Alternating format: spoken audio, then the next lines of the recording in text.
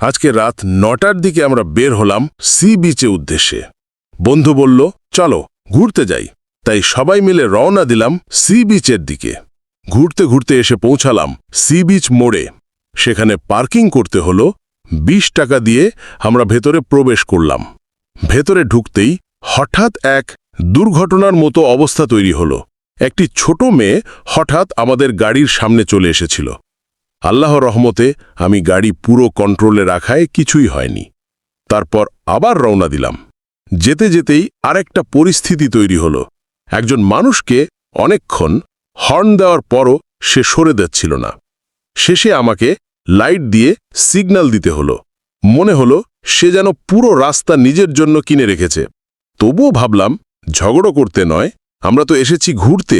তাই চুপচাপ এগিয়ে গেলাম।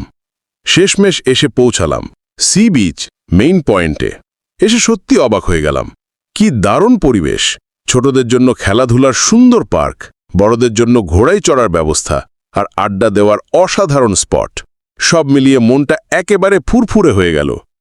অনেকক্ষণ ঘোরাঘুরির পর এখন ফেরার পালা।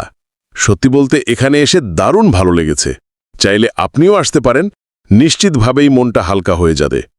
নেক্সট ভিডিও দেখার জন্য অপেক্ষায় থাকুন।